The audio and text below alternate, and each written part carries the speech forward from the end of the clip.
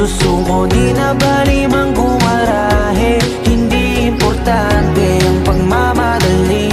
Makukuha mo rin kasabay ng mga ngiti.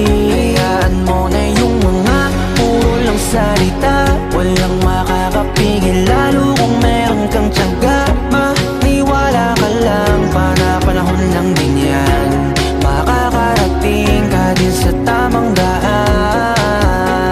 Samahan mo palagi ng dasal, huwag mo dapat kalimutang madalas magpasalamat. Dahil lahat naman ng ito ay siya din naging dahilan sa bawat araw na ikay nahihirapan. Gusto niya lang na ipaalam na kung posible ang pwede na mangyari. Huwag kang matakot pa iwanan, di naman to paligsahan para lang may patunayan di na bali. Ang mahalaga, dapat maging masaya, lalong mahalin ang ginagawa mo.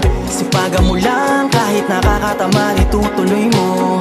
Walang masama hanggat wala kang dinatapakan tao. Yan